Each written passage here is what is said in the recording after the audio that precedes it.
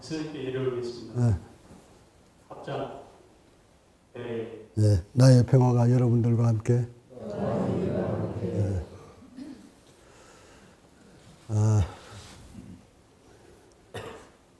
이제 어제 본문에서 말씀드린 대로 이제 깨달음이라는 말, 뭐 도, 본성, 뭐 열반 이런 말 이제 가급적 우리는 사용하지 말고 현 시대에 맞게, 과학 시대에 맞게 인간의 몸과 마음, 의식 바로 알기.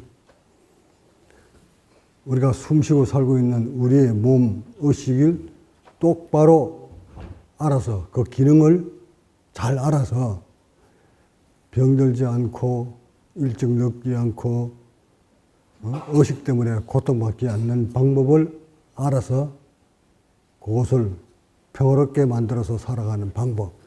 요거면 되잖아, 요거면. 그거 지금 배우는 시간으로 합시다. 우선, 바로 알기 사진 한번 띄워볼 수 있겠어요? 바로 알기, 어디 해놓은 거. 자, 바로 알기. 그냥 이렇게 대충 만들어 놨는데, 이렇게 훑어보면, 오늘 내가 해야 될 것이 단전호흡 바로 알기인데, 단전호흡이 어디 있노? 어디 있을 거야? 내 눈에는 안 보여. 여기 있네. 단전호흡 바로 알기. 몰라, 내가 하다가 지금 요가까지 갈지, 명상까지 갈지는 모르겠지만, 일단 오늘은 단전호흡 바로 알기에 대해서, 단전호흡에 대해서 한번 심도 있게 설명을 드릴 테니까, 이게 이 단전호흡이 모든 수행의 핵심이에요. 어떤 수행을 하든 이 호흡은 빼놓을 수가 없어요. 호흡을 통하지 않고는 세포를 건강하게 만들 수도 없고, 호흡을 빼놓고는 생명을 말할 수도 없고, 호흡을 빼놓고는 깨달음도 없고, 여하튼 이 호흡은 모든 일상, 인간뿐만 아니라 모든 생명체에 있어서 호흡하고는 불가분의 관계. 뛸래야 뛸 수가 없어요. 그래서 이 단전호흡에 대해서 집중적으로 한번 파헤쳐 보도록 합시다. 왜 수행자들은 그렇게 겉으로 단전호흡에 대해서 말들을 많이 할까? 얼마나 중요했으면 석가모니도 조차 아들 나홀라한테 호흡 챙기라고 했을까? 호흡이란 결국 이 호흡으로 들어가기 전에 이런 하나의 성인까지도 왜 호흡을 가지고 도를 얻을 수 있다, 호흡을 해야만이 평화를 갈 수 있다, 호흡을 해야만이 큰 것을 얻을 수 있다 하고 얘기를 했을까? 호흡이 무엇이길래? 이 호흡을 알기 전에 우리는 호흡 속에 무엇이 들어있나를 먼저 보는 것이 순서일 거예요. 호흡이란 호, 흡, 날숨을 호, 들숨을 흡, 호, 흡, 호, 흡인데, 이렇게 공기 중에, 지금이니까 우리는 과학이니까 공기 중에 산소가 몇 프로 들어있다고 지금 얘기를 하죠, 그죠? 근데 뭐 몇천 년 전에는, 몇백 년 전에는 이 속에 뭐가 들었는지 어찌 알았겠노? 그러니까 그 뭐 옛 사람들 얘기할까 하자, 우리는 지금 현 시대에 사니까, 과학 시대에 사니까, 공기 중에 질소가 대부분이고, 나머지 약 21%가 산소입니다. 나머지 기타 이산화탄소가 0.3% 정도 된다고 하는데, 여하튼 생명하고 직결된 것은 산소니까. 그 공기 중에 21%의 산소를 체내로 넣어줘야만이 세포가 살도록 되어 있어요. 그럼 우리는 단순히 이 산소를 놔줘야만 산다, 이렇게 알 것이 아니라, 최소한 수행을 하고자 하는 수행자라면, 이 산소가 들어가서 어떤 통로를 거쳐서 어떻게 세포한테 전달되는 것까지는 여러분이 알고 있어야 돼요. 일반 수행자 아니라면, 비수행자라면 그냥 숨 쉬는데 지가 알아서 쉬겠지, 이렇게 살다 이렇게 죽으면 돼. 하지만 적어도 뭔가를 남들보다 오래 살고 싶고, 남들보다 병 없이 살고 싶고, 또는 인간이라서 뭔가를 알고자 한다면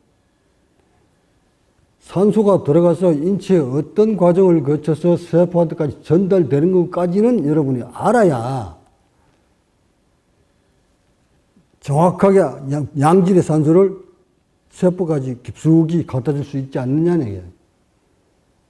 자, 그러려면 우선 산소가, 우리는 왜 산소를 먹어야만 살 수 있을까? 사람뿐만 아니라 이 초본 식물까지, 이런 풀벌레까지 모두 산소 없이는 살 수가 없다는 것은 과학자라면 다 알고 있는 사실, 여러분들도 알고 있어요. 근데 과거에 몇천 년 전에는, 내가 몇천 년 전에 살아있지는 않았지만은 추적을 해볼 수가 있어요. 역사를 이렇게 기록을 보면. 몇천 년 전에는 인간의 수명이 그저 500살, 600살, 7, 800살까지도 인간 수명이 살았다는 거예요. 노아의 방주 이전까지만 해도. 이 많은 그 역사의 기록에 나와 추적해 보면, 우리 동양 쪽으로 봐도 뭐 동방사기 같은 사람들, 이런 사람들 보면 60갑자를 살은 사람들, 이런 역사적 이건 소설 같은 얘기들이 동양에도 많이 있고, 서양 쪽으로 가도 600살, 700살, 800살 먹은 사람들이 수두룩 합니다. 근데 왜 그 당시에는 그렇게 수명이 길었을까? 그리고 오늘날은 왜 이렇게 수명이 짧아다가 다시 길어지는 걸까? 이것을 추적해 보면 산소하고 밀접한 관계가 있어요. 산소의 포화도가 얼마큼 높으냐에 따라서 생명이 길어집니다. 산소 포화도가 떨어지면 생명줄도 짧아집니다. 자, 그것은 이 도표에서도 그대로 드러납니다. 이 과학자들이 밝혀놓은 도표도 그대로 그것을 증명을 합니다. 볼까? 이 산소 포화도. 이 산소 포화, 그러니까 나는 여러분한테 이 산소 포화도는 물론 중요하지만, 이게 직접적인 거지만, 이것보다 더 중요한 것은 이 산소 포화도, 이게 포화도지, 산소 포화도보다 더 중요한 것은 산소의 분압입니다. 이 산소 분압이 수천 년 전에 산소 포화도가 30%, 공기 중에 질소보다 산소가 한 30%, 35% 있을 때는 이 분압이 크게 중요하지 않았어요. 근데 오늘날 20.98%, 21%대에는 이 산소 분압이 굉장히 중요해요. 다시 말해, 3천 년 전에 노아의 방주 이전에 수명이 600살, 700살 될 때 시절에는 공기 중에 산소의 농도가 30% 이상 되지 않았겠나, 이게 내 추정이에요. 그것은 이 세포의 수명이 산소하고 직결되어 있기 때문에 그래요. 그래서 이것을 우선 모든 생명체들은 산소 농도에 따라서 수명이 달라진다는 것을 여러분 염두에 두라는 거예요. 자, 그리고 지금은 21% 시대에 살고 있기 때문에 21% 시대에 살고 있는 생명체들이 생명이 수명이 길게 가려면 이 분압을 이용을 잘 해야 돼요. 이 분압을 모르면 생명을 연장시킬 수도 없고 세포를 건강하게 만들 수 없어요. 파도보다 분압. 이 분압이라는 것은 무엇을 의미하느냐면, 왜 무엇을 분압이라고 하느냐면, 이 공기 중에 이 대지에는, 이 우리 지구는 공기가 누르는 압력이 있어요. 공기가 누르는 압력. 이걸 대기압이라고 합니다. 일기압, 대기압이라고 합니다. 일기압은 760mm Hg, 이거 수온주의 압력이고, 일기압은 1013 헥토파스칼이라는 압력을 받고 있어요. 무게로 따지면 약 1kg의 압력을 받습니다. 그러니까 공기도 무게가 있다 이 말이에요. 그래서 이 760mm Hg 속에 산소만 똑 떼가지고 무게를 달아보니까, 산소만 딱 떼어서 760 속에 들어있는, 그 압력 속에 들어있는 산소를 똑 떼가지고 계산을 해보니까 21%니까 27이 14, 26이 11, 약 159mm Hg가 되더라 이 말이야. 그러니까 결국 이 속에 들어갈 때는 760 속에 산소가 159mm Hg가 들어간다 이렇게 보시면 되는 거지. 공기는 이제 나머지 이거 뭐 질소는 우리한테 중요한 게 아니니까 산소만 딱 띄어서 계산하라는 거야. 그것을 우리는 분압이다 하고 얘기해요. 그게 분압이다. 부분적인 압력이다. 이 안에 압력 받고 있는 게 760 압력을 받고 있는데 그것을 산소가 받고 있는 톡 띄어서 계산해 보니까 159의 압력을 받고 있더라 이 말이야.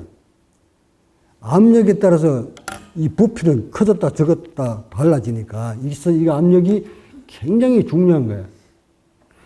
이것을 알아야, 이 분압을 잘 알고 있어야 이 단전호흡의 원리를, 단전호흡을 할 때 어떤 원리에 의해서 우리 인체가 건강해지는구나, 어떤 원리에 의해서 세포가 건강해지는구나, 몸의 기는 어떻게 해서 이게 기가 발생하는구나, 이거 알아야 돼. 그래야 몸을 제대로 볼 수가 있어요. 여기에서 이 산소의 분압의 크기는 높고 낮으면 무엇으로 결정짓느냐면, 이거 연령대별로 지금 내려가면 착 적지? 무엇을 의미하느냐면, 이건 일반 과학자들이 연령대별로 분압을 이렇게 측정해서 계산해 놓은 거지만, 이건 또 70도로 해가지고 똑같이 일률적으로 다 70에서 78에서 이렇게 보시면 또 안 돼요. 몸의 경직도에 따라서 이 분압도 달라진다는 사실이에요. 그러니까 나 같은 경우에는 60이잖아, 60대잖아, 60에서 70대. 그러면 이 사람들 계산이라면 평균 74 정도가 나와야 되는데, 이 과학자들 계산으로는 난 제문이 어찌 나올까? 이거보다 더 나와. 젊은 아이들보다 10대보다 더 높게 나오는 거야. 여기에 여러분 주목을 해야 돼요. 이 사람들 말하는 연령대를 보면 나는 74가 나와야 돼. 왜? 경직된 상태에서 얘들이 체크했기 때문에. 근데 나는 최고조로 우리 해분보다도 더 몸이 릴렉스 되어 있단 말이야. 그렇다면 빨아당기는, 공기 속에 산소를 빨아당기는 양이 엄청 높다는 거야. 이걸 계산해서 봤을 때 아마 내가 뭐 체크를 안 했어요. 안 했지만 얘들보다도 더 뛰어난 거. 나 130까지 올라가지 않을까 싶어. 나의 산소 분압은. 자, 이것은 결국 나이하고는 관련이 없다. 나이가 아무리 많아도 흉부가 공기를 빨아들이는 이 흉부의 경직도가 이완되어 있으면 분압은 높게 나타나는 것이야. 그러니까 우리가 지금 수행을 하는 목적이, 수행의 경극적인 목적이 몸을, 흉부를 릴렉스 시켜서 이 분압을 높게 유지하기 위함이야. 여기까지 이해하셨지? 자, 그럼 이 높은 분압이 인체에 들어가서 어떤 역할을 하는가 보자고. 순환도.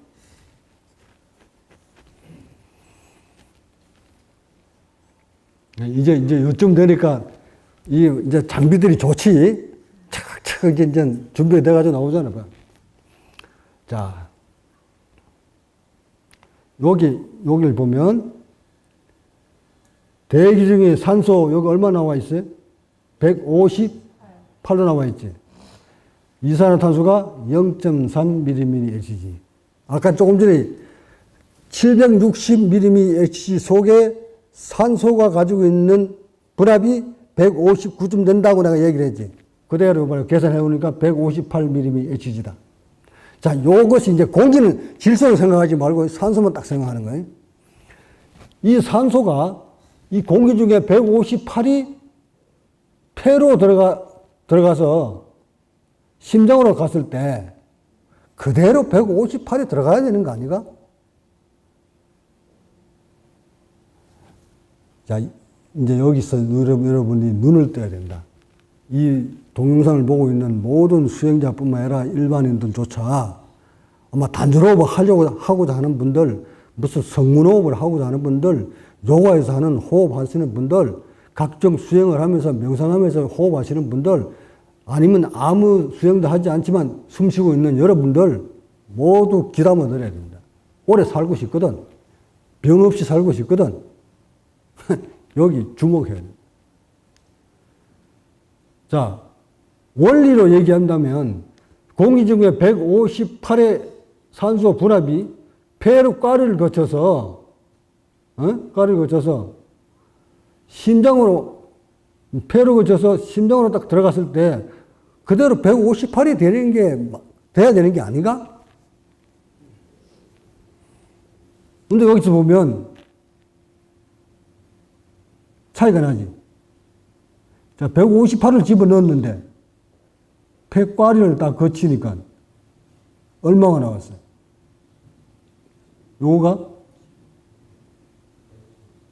요거지. 95mmHg가 됐지. 그러면 63은 어디 갔노? 바깥에 158이 공기 중에 산소 불합이 158이었던 것이 이 꽈리를 거쳐가지고,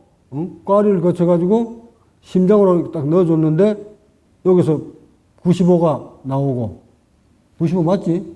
응, 나왔다. 그러면 나머지 63이 도망가 버렸다.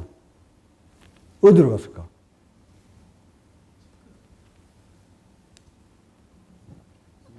이 꽈리를 거쳐서 여기까지 오니까, 와서 봐요. 여기까지 와서, 동맥혈이 세포한테 갖다 줄 때 산소 불합 그대로 95 그대로 변함이 없지. 변함이 없는데 잘 봐봐요. 잘. 요거부터 봐봐. 여기서 들어갈 때는 이산화탄소가 0.3mmHg였지. 0.3밖에 안 되던 이산화탄소가 세포한테 갖다 주기 직전에 얼마 올라갔어? 왜 올라갔어? 바깥에서는 0.3밖에 없었던 이산화탄소인데 갑자기 심장을 걸쳐 나오니까 이렇게 올라갔다. 이것도 어떻게 보면 정확한 수치가 아니야. 158 들어가서 이게 95 됐다면 나머지 얼마야? 63이 이산화탄소를 밖에 있어야 되는데 이 숫자도 좀 오차가 생기지. 결국 53이 도망갔다. 산소는. 산소 도망가고 95 들어있는 산소를 세포한테 갖다 주고 나오니까 세포한테 갖다 주고 이산화탄소를 안고 돌아서 나오는 정맥혈을 딱 보니까 산소가 얼마나 줄어들었어요?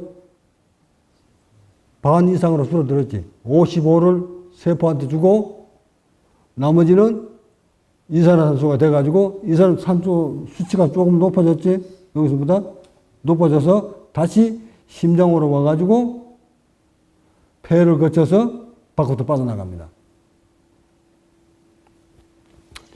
여기서 여러분이 뭘 눈여겨봐야 되느냐면 왜 158이라는 것이 들어갔는데 꽈리를 거쳐서 심장으로 흘러갔을 때 이 수치로 줄어들었을까? 이것이 사람마다, 이것도 사람마다 각각 수치가 다 다릅니다. 어떻게 다르냐면 분당 호흡을 12회 하는 사람과 분당 호흡을 10회 하는 사람과 분당 호흡을 5회 하는 사람과 각각 이 수치가 다릅니다. 분당 호흡 수가 적을수록 분압의 수치는 높아집니다. 호흡이 얕을수록 이런 호흡을 하게 되면 이 분압은 점점 낮아집니다. 이것은 무엇을 의미하느냐면 분당 호흡수가 10회 이상 넘었으면 이산화탄소 함유량이 높아지고 산소의 분압도 떨어집니다. 이 말을 이해를 하려면 봅시다. 요 꽈리 있죠, 폐.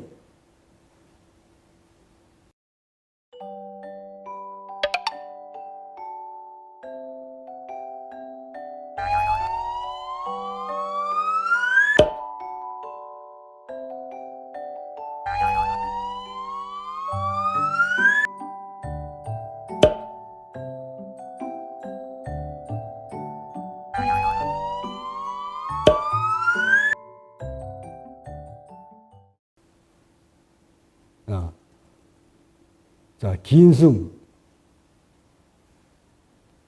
스톱. 이 빨간 게 신선한 산소가 여기까지 들어왔어요. 여기서 이제 날숨 나가.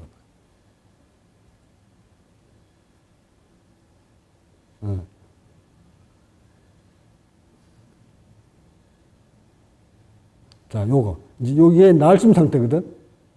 날숨하고 그 다음에 덜숨을 하기 직전인데, 자, 요 속에, 요 꽈리 속에, 이 폐꽈리 속에 들어있는 것이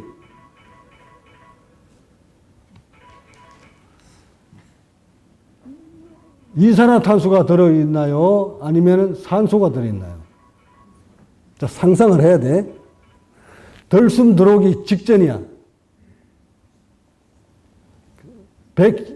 아까 158이라는 그 분압 산소가 여기 들어오기 직전에 이 속에 들어있는, 폐 속에 들어있는 요것은 이 공기들은, 이 폐 속에 들어있는, 이 속에 들어있는 공기들은 산소 분압이 높을까요? 낮을까요? 아니면 또는 이 속에는 이산화탄소 얼마나 들어있을까?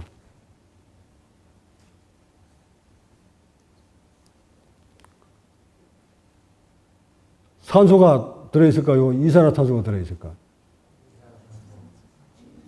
에? 이산화탄소지. 이산화탄소 맞지? 왜? 날숨하고 덜숨 기다리는 직전이기 때문에 이 속에 들어있는 것은 이산화탄소가 약 50% 가까이 들어있다는 얘기예요. 이해 가셨지?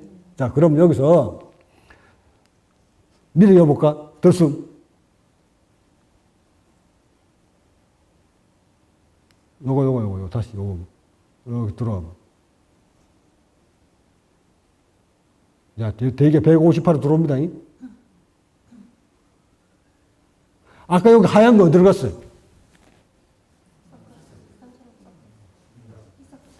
이 하얀 거 이거 어디로 갔어요? 밀렸어. 여기까지 돌았지? 그러니까 신선한 공기는 아직 덜 돌았어. 폐에 고여있던 이산화탄소가 심장으로 흘러 들어갔어. 그럼 얘하고, 붉은 거 얘하고, 158의 산소 분압하고 여기 들어있던 이산화하고 같이 여기 와서 섞였겠지. 이해 갔었나? 섞이니까 분압은 어떻게 될까? 산소 분압. 158 되던 분압이 뚝 떨어지지.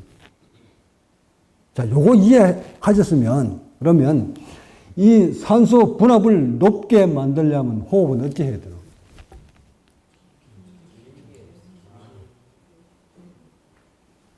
길게 쭉 들어가야 되겠지. 이 호흡을 자주 한다 이 말은 요 속에 들어있는 이산화탄소를 자주 마신다 이 말 아닌가? 한 번 마실 때 많은 약이 쭉 들어오면 산소 분압이 높게 유지하지만 호흡을 자주 하게 되면 여기 있는 이산화탄소를 자주 마셔가지고 여기 희석될 때 산소 분압이 떨어지고 이산화탄소 함유량이 높아지는 거 아닌가? 이제 이거 알았으면 공부 다 한 거야. 다 아셨지, 이제? 그러면 호흡은 천천히 깊게 해야 된다. 천천히 깊게 하고 싶은데, 굳은 몸뚱아리 가지고 천천히 깊게 되더나?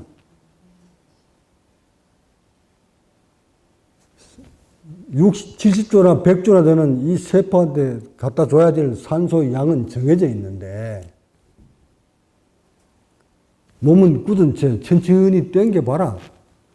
1분만 한번 당겨봐. 그거 되는가? 세포들이 죽겠다고 난리를 지르지. 그러니까, 아이, 못하겠네. 또 이렇게 하는 거잖아. 그러니까 필연적으로 호흡이, 분당 호흡수가 늘어날 수밖에 없어. 몸이 경직되면 경직될수록 호흡의 수가 늘어나는 거야. 호흡의 수가 늘어나면 늘어날수록 산소의 분압은 떨어지는 거야. 자, 아까 수치 보자, 이제. 그건 연령별 수치. 요걸 이해했으면, 이거 봐라, 이제. 이 말은 뭘 말이야? 이거 좀 키워줄 볼래? 나이가 먹었더니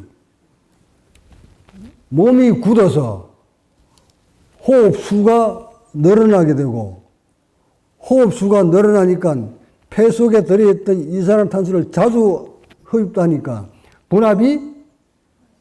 산소 분압이 떨어지고 산소 분압이 떨어지니까 세포한테 갖다 주는 양이 모질라니까 세포들은 병들어가고 죽어가고 입증됐지, 증명됐지. 그러려면 이 생명을 유지하기 위해서는 산소의 분압을 높여줘야 되는데 산소 분압을 높여주기 위해서는 분당 호흡수를 6회 정도로 맞춰줘야 되는데 길게 깊게 해줘야 되는데 호흡을 깊게 해주려니까 몸뚱아리가 굳어서 안 된다. 그러면 몸뚱아리를 흉부를, 복부를 부드럽게 이완시켜줘야 되는데 경직된 몸 가지고 6회 한번 해봐라 되겠나? 이제 호흡을 완전히 이제 회부를 하자니. 자, 그 다음 봅시다. 단전 호흡의 원리. 도대체 무엇을 단전 호흡이라고 하나? 몸뚱어리 한번 볼까요? 몸뚱어리. 단전 호흡이란 도대체 무엇인가?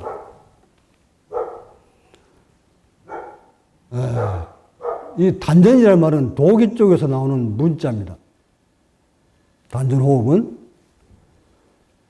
이 배꼽 아래 3치 정도 되는 곳이 단전이다. 이 흰 부위 여기가 단전이다. 아니다. 배꼽 좀 바로 밑에가 단전이다. 아니야. 이 전체가 다 단전이야. 서랑스레 서로 지 말이 다 맞다. 그 한 주장을 하는 거야. 어쨌든 단전은 여기에 있다. 근데 왜 여기를 이곳 가지고 숨을 쉬는 것을 단전 호흡이라고 할까? 자, 여러분한테 내가 질문을 던진다. 이 부분이 행경막인데 공기가 들어왔다 나갔다는 부위는 어디입니까? 행경막 아래쪽에서 숨이 들어왔다 나갑니까? 행경막 위쪽에서 숨이 들어왔다 나갑니까? 그러면 여기서 왜 호흡이라고 하노? 공기는 여기 들어왔다가 이리 폐로 왔다가 한경마 위쪽에서 왔다가 나가버리는데 여기 아래하고는 딱 막혀서 전혀 공기가 들어오지 않는데 왜 단전호흡이라고 하느냐 말이다. 이게 말이 맞는 얘기가.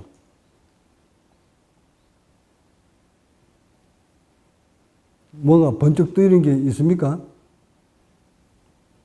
자, 단전호흡 하시는 여러분들. 아니, 각종 수행을 하면서 호흡하시는 분들. 보자. 그래, 단전호흡 잘한다. 그대들 단전호흡 잘해가지고 성인들, 뭐, 벌써 다 됐는지 모르겠지만, 이거 얼마나 알고 있나, 단전호흡에 대해서. 이곳으로 숨 들어오나? 숨이 들어오는 곳은 여기지. 어찌 여기냐? 이유가 있어. 옛 조상들이 왜 이것을 단전호흡이라고 했는지에 대한 이유, 이걸 우리는 알아야 된다는 거예요. 이걸 알아야 단전호흡의 실체를 드러낼 수가 있는 거예요. 자, 그대들이 말하는 이쪽에 단전 속에 들어가면 장기, 이 안에 단전이라는 장기가 있나? 왜 또 이만한 덩어리 된 거? 여기. 뭉친 거. 산소 부족해가지고 세포들이 뭉쳐있는 거. 그거 단전 아니가?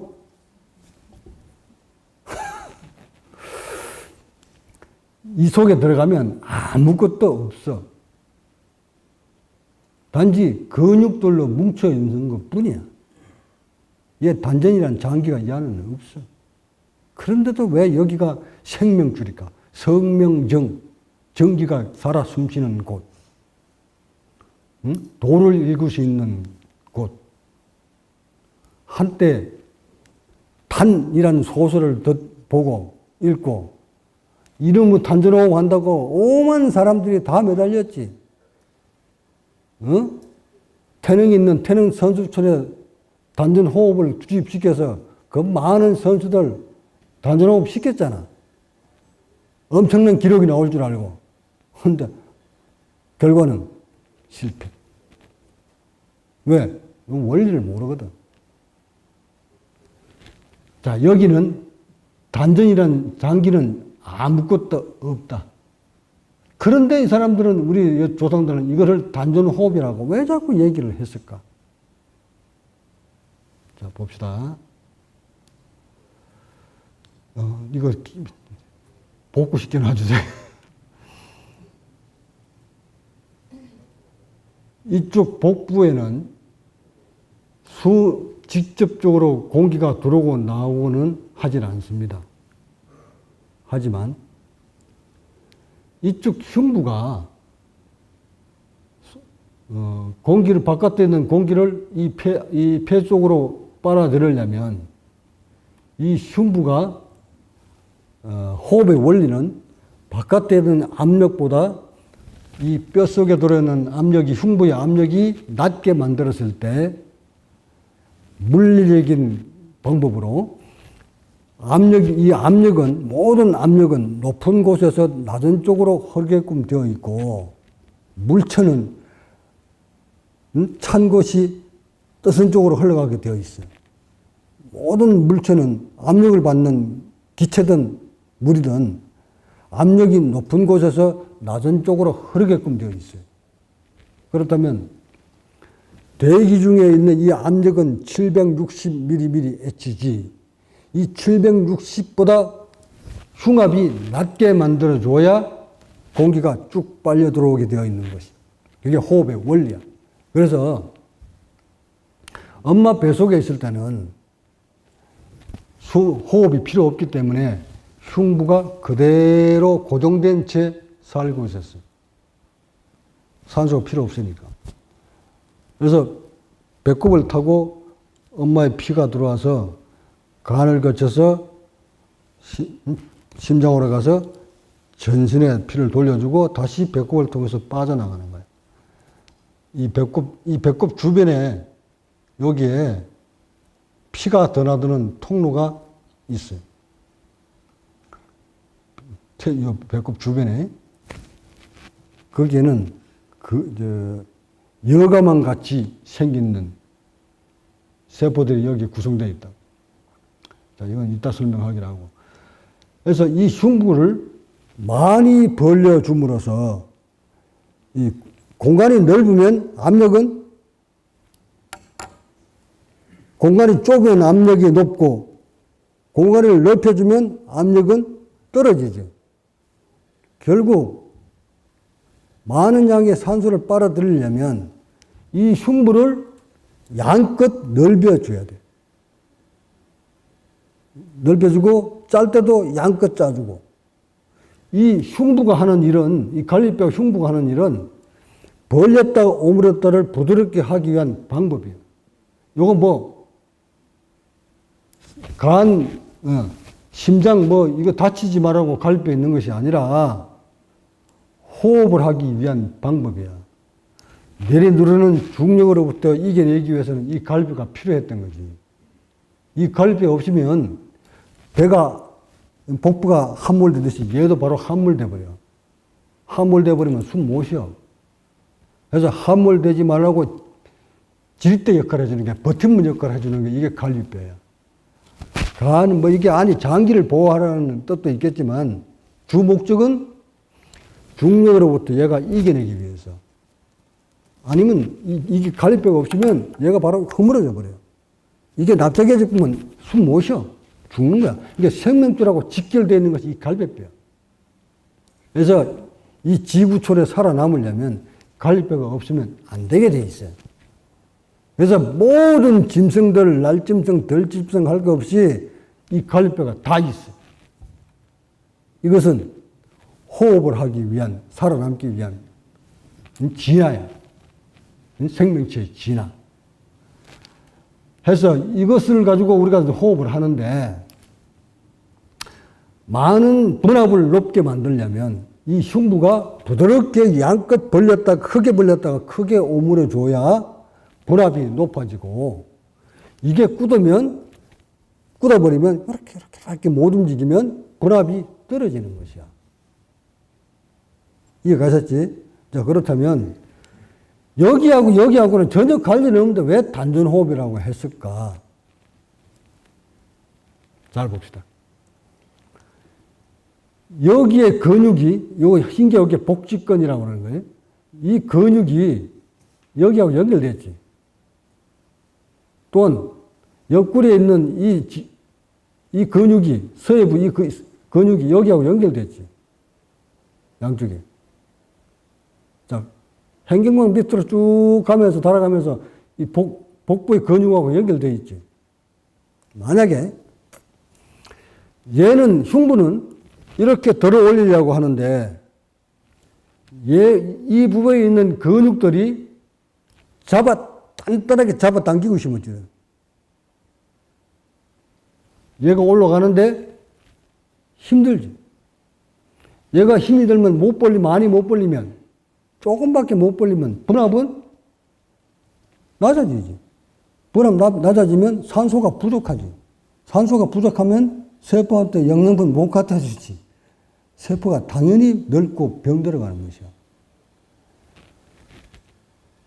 이 단전호흡이라는 것은 이쪽하고 연결되어 있는 이 근육들을 부드럽게 만들어 줘서 흉부가 벌렸다 오므렸다 하는데 지장이 없도록 느슨하게 만들어 줘야 되는데, 지금 여러분들의 이 복부는 어떤 상태인가? 여기 있는 근육들을 잡아당겨서 뭉쳐있지. 배꼽을 중심으로 주변에 돌처럼 딱딱하게 뭉쳐있지. 누워서 문질러 보면 고로심줄같이 돌덩어리같이 딱딱하지. 이것을 성문이라고 하는 거예요. 그래서 무슨 단체에서는 무슨 성문호흡 해서 근데 한 발 더 나아가 단전호흡이라는 것은 여기 있는 뭉친 근육들을 풀어주는 것만으로 만족할 것이 아니라, 단전호흡이 되려면 이것을 다 풀은 다음, 잡아당기고 있는 이것들을 다 풀은 다음, 이쪽의 신경들을 다 살려내서 얘가 덜숨을 하려고 할 때 얘도 복부에 있는 이 애들도 덩달아서 앞쪽으로 복부를 이렇게 벌려줄 수 있도록 신경을 다 살려야 돼.